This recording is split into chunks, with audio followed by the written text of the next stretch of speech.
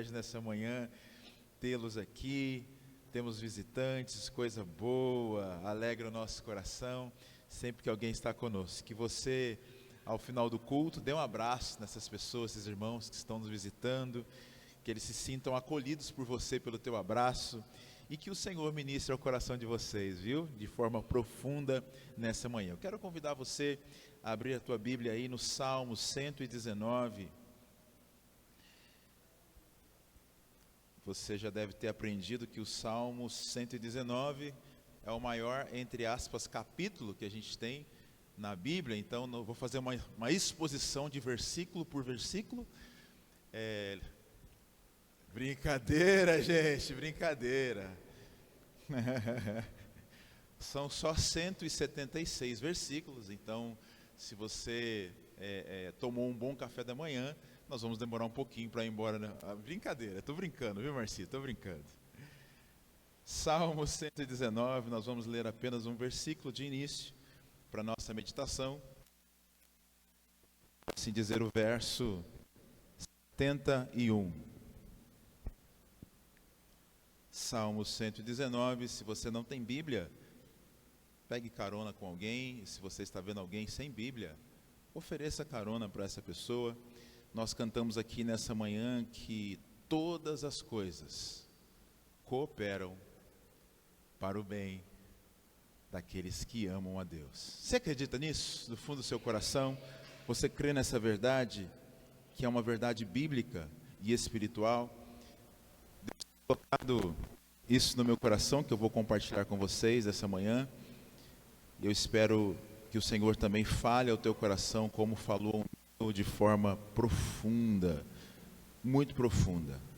Diz assim o versículo 71, quantos acharam pode dizer misericórdia? Tem alguns procurando dizerem, podem dizer misericórdia aqueles que encontraram?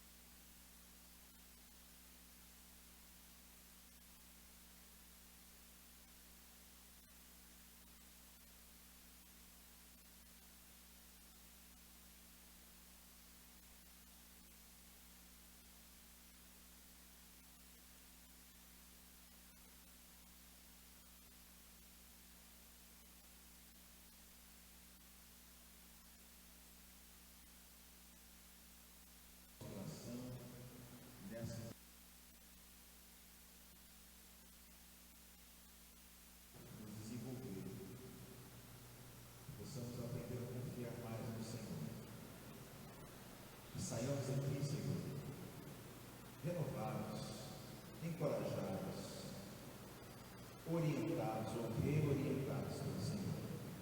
Nos ajuda nas nossas angústias e limitações a superar momentos difíceis. Assim como o Senhor Jesus foi à cruz, experimentou a aflição, e a Tua palavra diz que Ele viu o fruto do seu trabalho e se alegrou. Nós queremos, Senhor, também tirar proveito dos momentos difíceis para a glória do Teu nome. Oramos em nome de Jesus. Amém. Muito bem, amados. O tema dessa reflexão nessa manhã é tirando proveito das aflições. Tirando proveito das aflições. E esse versículo que lemos, que compõe o Salmo 119, ele me chamou muita atenção. E ele tem ficado no meu coração, na minha mente por alguns dias já. Porque nós, nos nossos dias, temos dificuldade de entender ou aceitar as aflições, o sofrimento, a dor. Aliás, o Salmo 119, não sei se você sabe, mas é uma verdadeira obra de arte, uma obra-prima, uma obra de poesia para a sua época. Cada estrofe desse salmo é composto por 8 versos. Se você acompanhar, são 8 versos de cada estrofe, porque ele é um poema, foi escrito nesse formato. Cada início de estrofe leva uma letra do alfabeto hebraico. São 22 estrofes, com 8 versos cada uma. Se você multiplicar, são 176 versículos. E o salmista parece estar vivendo um momento histórico muito parecido com o nosso, porque ele fala ou reforça com frequência nesses salmos a presença da impiedade no tempo que ele vive. Ele fala da injustiça dos descrentes. O salmista parece estar rodeado por pessoas que vivem como se Deus não existisse. Parece os nossos dias.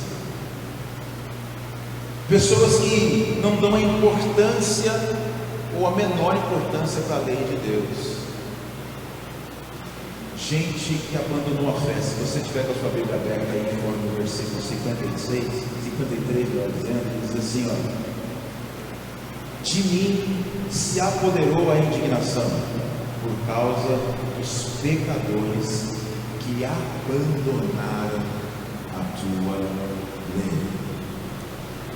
Além disso, o salmista também nos dá a impressão de ter tido a sua fé colocada à prova. E eu encorajo você essa semana a ler esse salmo. Ele chega a dizer que andou errado. Olha o verso 67. Ele diz: antes de ser afligido, eu andava errado, mas agora guardo a tua palavra. E a partir desse momento, me parece que ele passou então a guardar a palavra do Senhor, a se apropriar da palavra do Senhor. Por isso, no versículo 71 ele diz: foi bom que eu tivesse passado pela aflição, para que aprendesse os teus decretos. E a lição que eu quero tirar aqui, a primeira lição para a nossa meditação nessa manhã, é que as aflições, as angústias, não são para nos destruir. As angústias e as aflições, muito pelo contrário, elas são, ou elas podem ser usadas para consolidar a nossa fé. O salmista está dizendo que antes eu andava errado, até que eu tivesse sido afligido, até que a luta viesse, até que talvez chegasse a enfermidade na minha casa, até que talvez eu perdesse um ente querido, até que a perseguição começasse contra mim, até que, irmãos. Mas sabe o que é grandioso para a nossa meditação? É que o até que chegou para ele, é que ele aprendeu com o até que chegasse esse momento. Eu andei errado, mas até que isso aconteceu, agora eu aprendi a confiar no Senhor. As aflições não são para nos afastar, para nos destruir, mas para nos aproximar de Deus. É possível atravessar as aflições, é possível atravessar as angústias e os medos, quando nós colocamos a nossa confiança no Senhor. E é digno de nota o que ele diz no versículo 72, acompanha comigo, ele diz assim, ó: depois que ele entende isso, ele diz: para mim vale mais a lei que procede da tua boca, do que milhares de peças de ouro e de prata. E onde termina o versículo? Olha o que o salmista está dizendo. Ele está dizendo que depois que eu aprendi a confiar na tua palavra, depois que eu aprendi a andar na tua lei, ela vale mais do que qualquer riqueza desse mundo. Só um homem que experimentou a graça sobre graça, como aprendemos aqui com o pastor Vinícius, na vigília. Se você não está vindo na vigília, você precisa vir, irmãos. Cada encontro nós saímos daqui surpreendidos com o que Deus está fazendo e falando conosco. Só alguém que passou por essa experiência pode dizer: foi-me bom ter sido afligido. O verso 74, ele diz o seguinte: aqueles que te temem se alegram, ou se alegraram quando me veem, ou me viram, algumas versões vão dizer, porque na tua palavra tenho esperado. É como se ele dissesse assim, que ele se sentisse agora recompensado pelas experiências que ele estava vivendo. E as pessoas que o cercam, agora quando o veem chegar, veem nele uma esperança. Por quê? Porque em alguém que confiou em Deus, alguém que atravessou a aflição, que foi afligido por ela, mas que agora aprendeu a confiar no Senhor e atravessou esse momento difícil. E sabe o que é curioso? Porque ele não diz que as pessoas que esperam ou esperaram por ele são da igreja A, da igreja B, da igreja C. Ele diz: aqueles que temem ao Senhor. Tem um amigo que diz que se placa de igreja fosse boa, não ficaria do lado de fora da igreja, né, gente? O salmista agora, ele é motivo de esperança para as pessoas que estão vivendo momentos difíceis. Dá para entender o que ele está dizendo?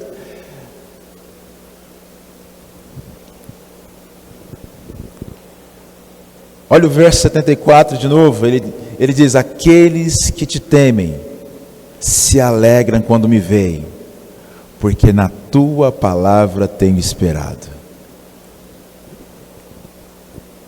Os que temem ao Senhor olham agora para esse homem e veem alguém com uma palavra de encorajamento, com uma palavra de ânimo, com uma palavra de esperança, por uma palavra que traz alento, conforto para um coração aflito. E me parece que é exatamente esse o momento histórico que nós estamos vivendo. As pessoas têm corrido para lá, para cá, daqui e acolá, atrás do vento, gente, buscando alegria onde não se pode encontrar alegria. Elas vão entulhando os seus corações com aquilo que elas entendem que é a felicidade segundo esse mundo.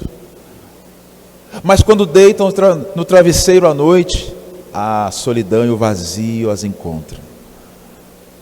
O salmista talvez esteja dizendo para essas pessoas: eu passei pela mesma experiência que vocês, mas um dia na aflição eu tive um encontro com Deus e eu aprendi a confiar na sua palavra.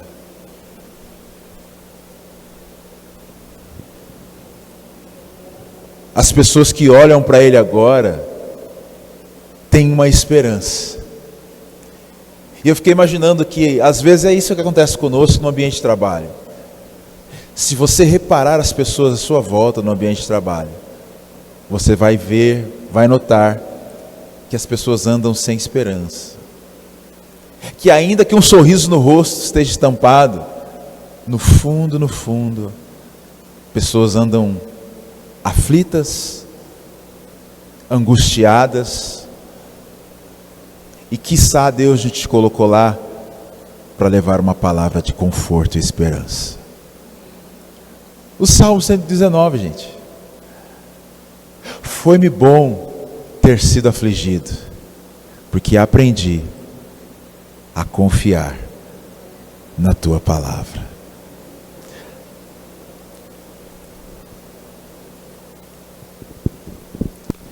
O mundo precisa de gente que um dia foi afligida, porque nenhum de nós aqui está isento de passar por aflição. Aliás, o próprio Senhor Jesus, o homem de dores da palavra, experimentou a mais terrível das aflições, uma morte terrível, um sofrimento horroroso, por minha causa, por tua causa, para que estivéssemos aqui. Então o que eu quero dizer para você nessa manhã é que o sofrimento, a aflição, tem um propósito. Ou é possível encontrar propósito nessas coisas? Porque o Senhor Jesus veio cumprir uma missão, só uma. As pessoas que conviveram na época de Jesus, e até hoje, irmãos, nós como igreja nos beneficiamos da vinda do Messias. Ele curou, expulsou demônios, pregou, anunciou o Evangelho, e nos chegou esse Evangelho. Mas ele veio só por uma missão e por uma causa: morrer no meu e no seu lugar. Ele veio para sentir dor. Ele veio para ser ferido, como diz Isaías, para ser moído. Mas o benefício disso alcançaria toda a humanidade. Que esperança para o teu coração.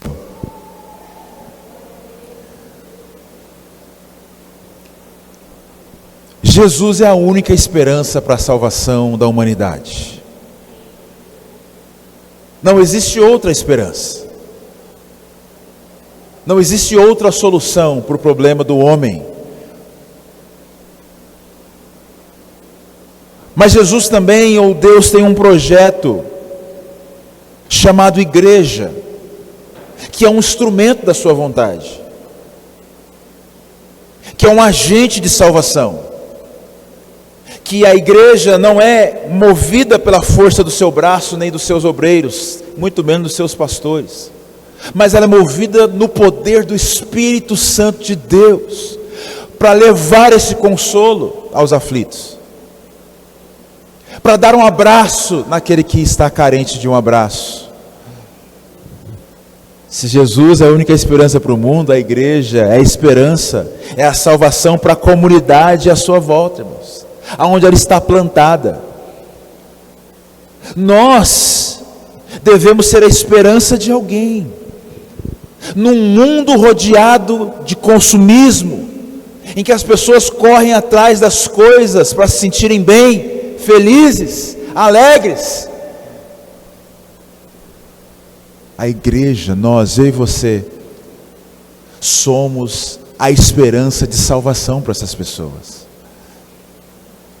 E eu vou dar uma guinada nesse texto para mostrar que Deus quer nos usar para isso.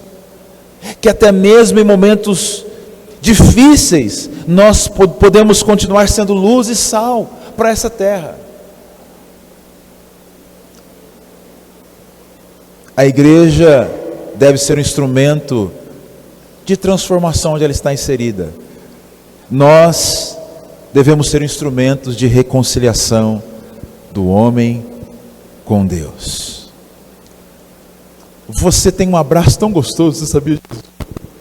Principalmente aqueles que são gordinhos, assim, se abraçam, é bom demais, né, gente? Esse abraço pode ser usado para alcançar aquele que está passando o momento mais difícil da sua vida agora. Essa semana nós tivemos a infelicidade, o infortúnio de perder a mamãe de uma irmã querida aqui da igreja. Como um abraço faz a diferença nesse momento. Como a presença de alguém faz a diferença nesse momento de dor. Me parece que esse abraço, esse consolo, esse conforto, ele tem se esfriado nos nossos dias. Me parece que nós deixamos, Geraldo, de estar sensíveis ao sofrimento alheio. O salmista, e eu já disse isso aqui, eu vou repetir para você gravar. Ele disse: foi-me bom ter sido afligido. A aflição na vida dele fez a diferença, porque ele aprendeu com ela. O nosso problema é que nós passamos pelas aflições e não aprendemos com a aflição. E nós vamos ficando frios, e nós vamos nos distanciando das pessoas. O Tim Keller, um escritor que eu gosto muito, ele dá um testemunho do pai dele. Eu quero ler na íntegra, muito rapidamente, esse testemunho. Olha o que ele diz de uma família crente, uma família que confia no Senhor, mas que ao passar do tempo, me parece que essas verdades, elas vão se diluindo, elas vão se esvaindo, se não fizermos a manutenção dela. Ele diz assim: meu pai enfrentou uma série de doenças fatais e dolorosas de uma só vez. Ele teve insuficiência cardíaca e 3 tipos diferentes de câncer. Enquanto lutava contra cálculos renais, enfisema e dor ciática aguda, um dia ele perguntou a um amigo: de que adianta continuar vivendo? Meu pai estava doente demais para fazer as coisas que davam a ele sentido à vida. Então, por que continuar a viver? É a pergunta que ele fazia. No funeral, esse amigo nos contou que, de modo gentil, havia feito meu pai se lembrar de alguns temas importantes da Bíblia. Se Deus o mantinha vivo, era porque ele ainda podia ajudar as pessoas que o cercavam. Por amor a nós, Jesus foi paciente em meio ao sofrimento, bem mais intenso. Então, por amor a Ele, olha só, por amor a Ele podemos ser pacientes em meio ao sofrimento, bem menos intenso. E o céu compensará tudo. Ele diz: essas breves palavras pronunciadas em espírito de grande compaixão conectaram meu pai novamente às crenças bíblicas que ele conhecia há anos, restauraram-lhe as forças da alma para enfrentar seus últimos dias de vida.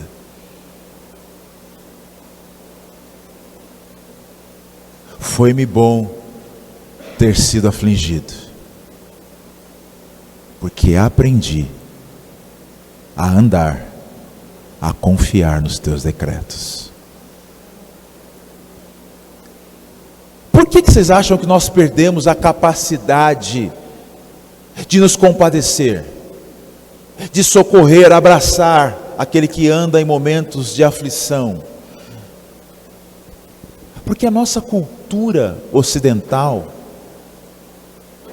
especialmente nos nossos dias, matou Deus, não é isso? Deus está morto, dizia Nietzsche, no século XIX. O momento que vivemos é a herança disso. Uma sociedade que olha para cima e não tem nada lá.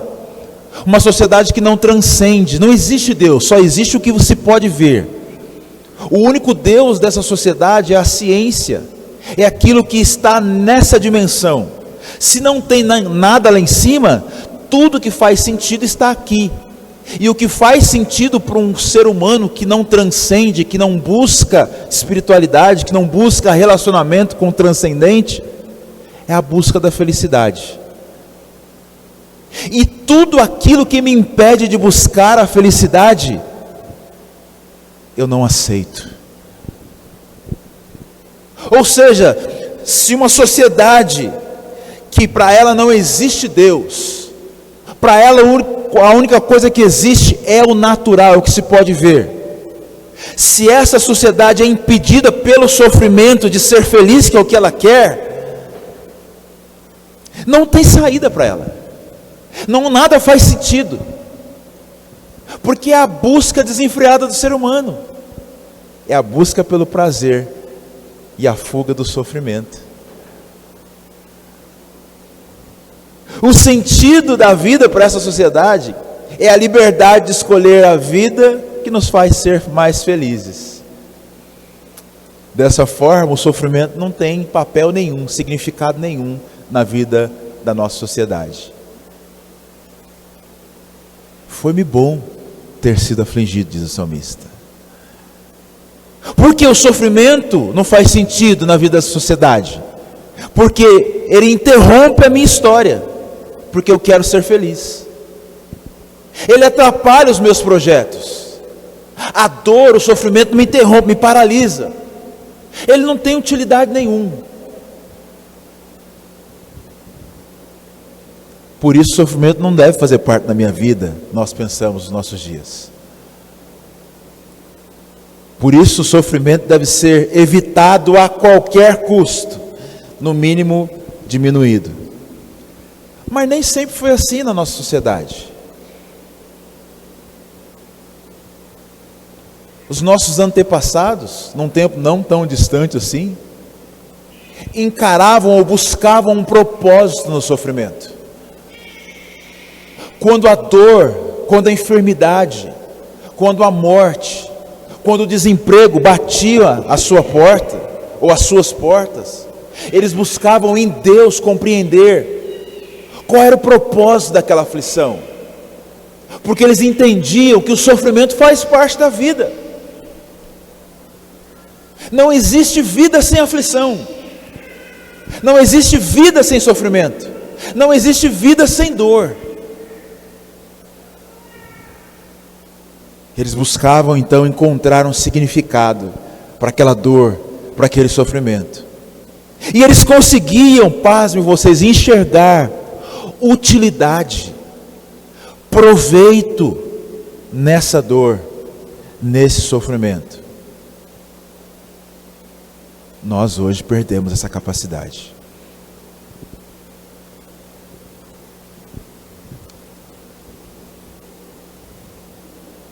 Nós, irmãos, como cultura, como sociedade, especialmente como igreja, nós precisamos ajudar os membros da nossa comunidade, da nossa sociedade, a enfrentar o sofrimento,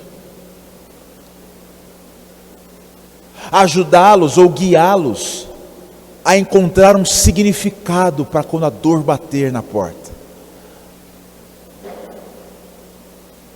para quando o divórcio estiver batendo a porta,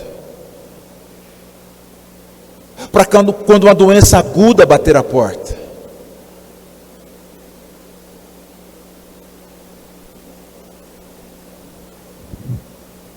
E não estou encorajando o divórcio, não é isso.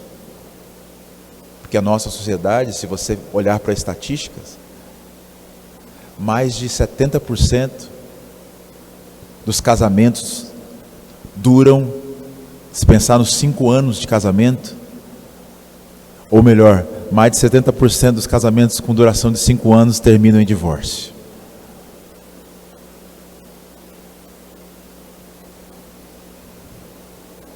O dever de uma sociedade madura era assim no passado, era ajudar os seus membros a lidar com o sofrimento. Era um legado que eles tinham. Hoje nós pensamos em legado, em deixar herança para os nossos filhos, herança econômica, financeira, uma boa casa, um bom carro, uma boa educação. Mas na antiguidade não era assim. Na antiguidade as pessoas queriam deixar um legado para a alma, para o coração dos filhos, dos netos, aprender a lidar com os dias difíceis. Se uma sociedade, se uma igreja, para nos colocar nesse contexto, não ensina os seus membros a lidar com momentos difíceis assim, o resultado disso, da dor, do sofrimento, é um desperdício de tempo. É algo que só me atrapalha a ser feliz. E o desdobramento disso é uma raiva profunda de Deus, é o esfriamento na fé, é a decepção, é um ressentimento. Então, irmãos, o que eu quero hoje, e parece que é o que o salmista está tentando fazer, é nos equipar, nos encher de ferramentas de como lidar com a aflição. Ele diz: me foi bom ter sido afligido, porque eu aprendi. O apóstolo Paulo parece fazer eco de uma fala ou desse salmo, porque ele diz: eu aprendi a viver ou estar contente em toda e qualquer situação. Ora, irmãos, se ele aprendeu, é porque ele não nasceu com essa habilidade.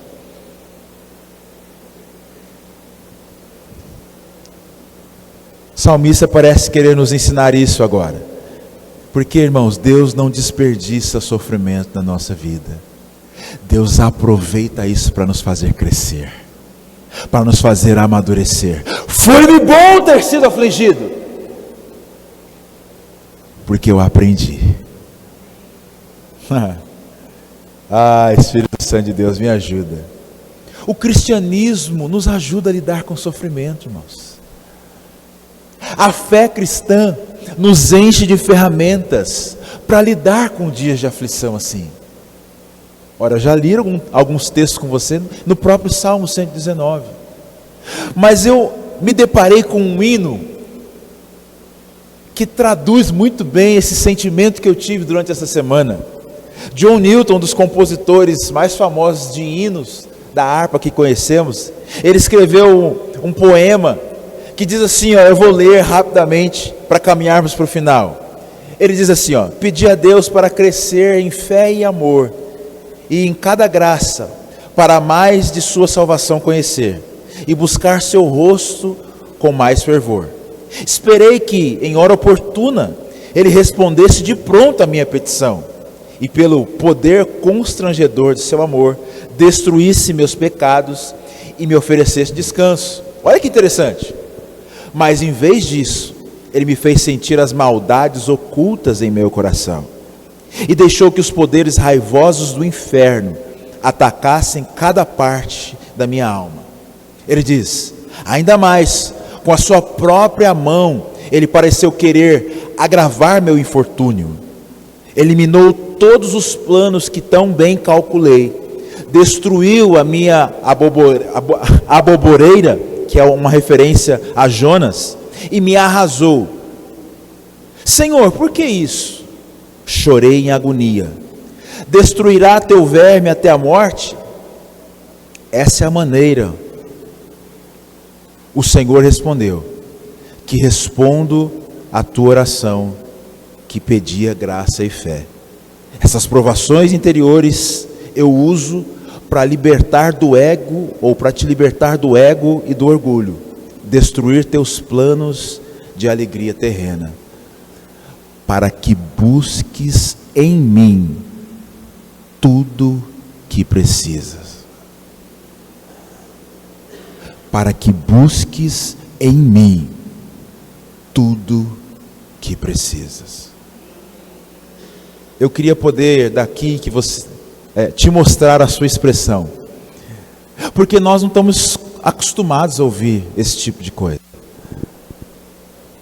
que às vezes Deus nos aflige. A Bíblia diz que o mesmo Deus que fere, também cura. Algumas feridas são para nos curar, irmãos, são para nos libertar, e Deus põe em nós. Mas uma sociedade moderna, que não vê, não toma proveito, não vê utilidade no sofrimento, ignora o sofrimento. Deus não. Deus aproveita para nos transformar. Deus aproveita para nos moldar. É importante sim discernir quando essa aflição, quando esse sofrimento vem de Deus. Para quê? Para que você se permita ser transformado por essa aflição.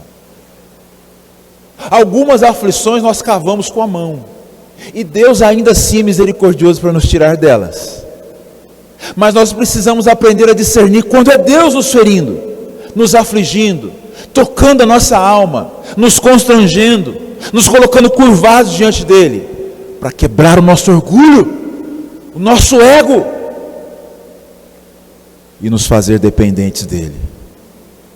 O sofrimento oferece oportunidades, irmãos, oportunidades para crescermos.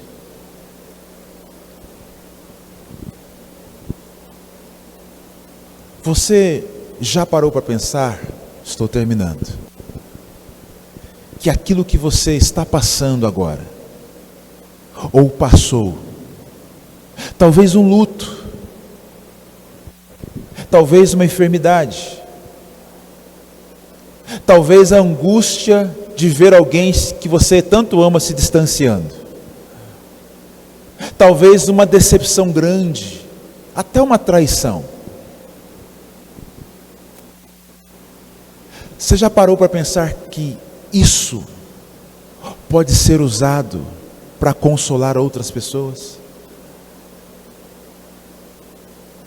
Porque o apóstolo Paulo diz, num hino de louvor a Deus, que ele diz: bendito seja o nosso Senhor e Salvador Jesus Cristo, que nos consola com toda sorte de consolações, para que, da mesma forma que recebemos consolação, nós podemos ou possamos consolar a outros.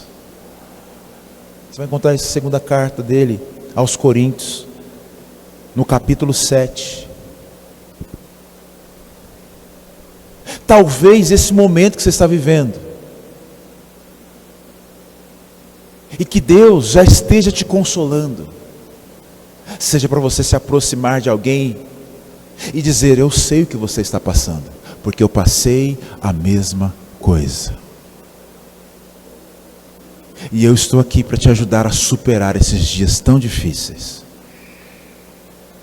Na perda dessa irmã, da mamãe dessa irmã querida, nós chegamos lá e Deus usou minha esposa para falar o coração dela, e eu nem tinha pregado essa mensagem ainda. E minha esposa disse: eu sei o que você está passando, porque o meu pai faleceu da mesma forma. Um infarto fulminante. Morreu dormindo. Eu sei o que você está passando, porque eu passei a mesma dor. E eu estou aqui para te dar um abraço, te consolar e dizer: nós estamos juntos. Estamos juntas. Dá para entender isso? Foi-me bom ter sido afligido, diz o salmista, porque aprendi com a aflição. Olha o que o apóstolo Paulo diz, segunda carta aos Coríntios, ele diz: mas agora me alegro, não porque vocês ficaram tristes, mas porque essa tristeza os leva ao arrependimento, pois vocês foram entristecidos segundo Deus, para que de nossa parte não sofresse nenhum dano, porque a tristeza segundo Deus produz arrependimento para a salvação, que a ninguém traz pesar, mas a tristeza segundo o mundo produz morte.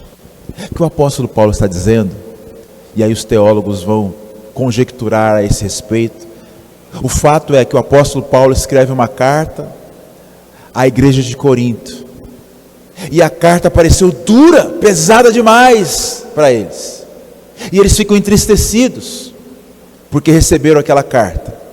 O apóstolo Paulo agora escreve novamente e diz: eu me alegro de ver isso acontecer com vocês, porque a tristeza que vocês estão sentindo agora,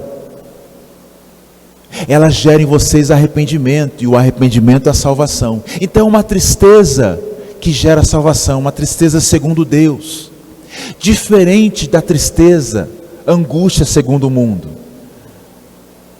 Então nós precisamos discernir, irmãos, que momento estamos vivendo, e a Bíblia nos ajuda a lidar com esse sofrimento.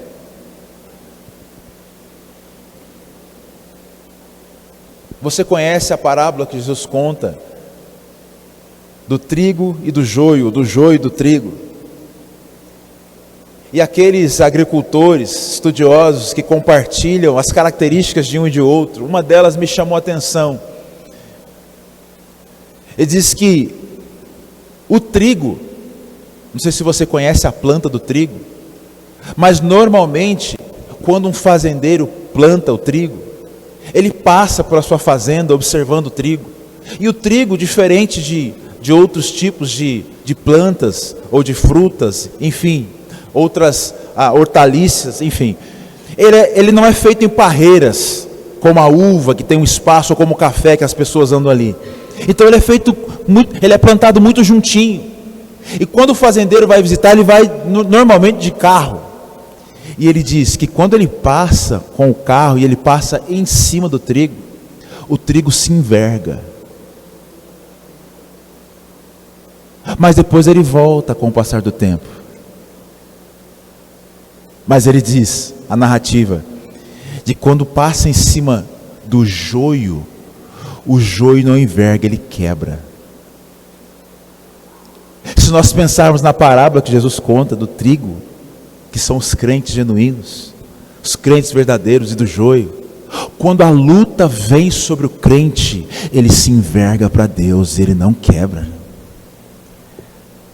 Mas aqueles que estão vivendo um cristianismo raso, sem relacionamento com Deus, talvez sejam um joio, que quando a luta vem, ele quebra, porque ele não está sujeito à correção do seu Senhor. Ele não está sujeito a depender do seu Senhor. Irmãos, que nós possamos nos envergar, para no tempo certo nos erguer novamente. Aleluia!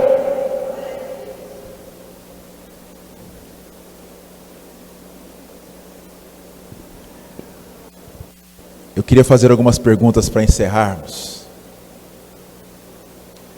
Que aonde estão aqueles homens e mulheres que estão dispostos a passar pela aflição, pela angústia, pelo medo, pela solidão, pela decepção, pela traição, se envergar diante de Deus e ficar na dependência dele? Onde estão aqueles homens?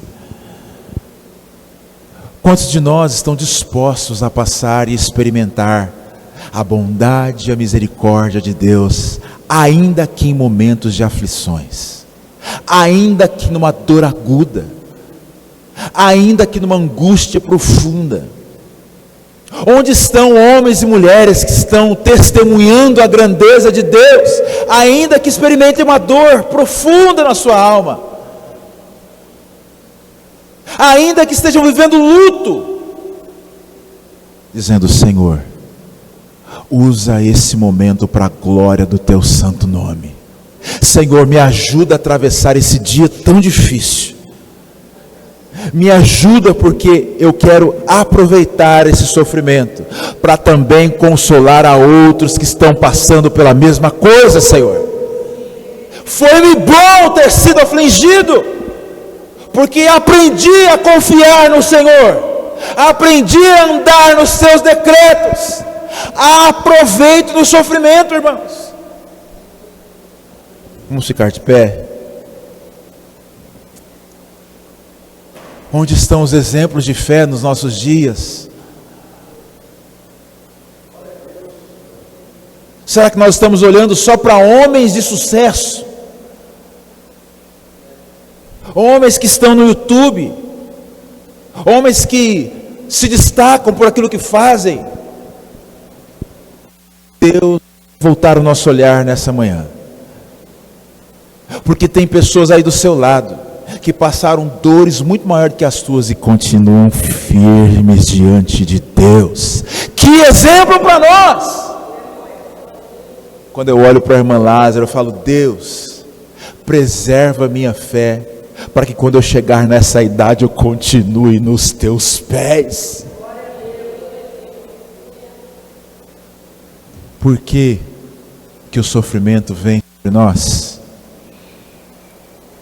Para nos tornar mais humildes.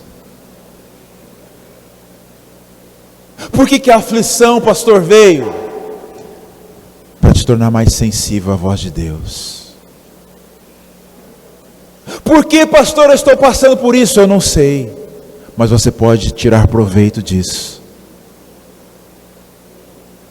para desenvolver um relacionamento profundo com Deus, para desenvolver a dependência de Deus. Pastor, por quê? Eu não sei, mas talvez Deus esteja quebrando o teu orgulho, a tua autossuficiência. Não depende de ninguém, pastor. Não depende de homem nenhum, pastor. Não depende de ninguém. Sou autossuficiente. Talvez a luta bateu ou vai bater a sua porta, para te mostrar que você depende do Senhor. Que você seja trigo. Que quando a luta vier, você se envergue diante do Senhor e diz: Senhor, sozinho eu não consigo. Feche teus olhos.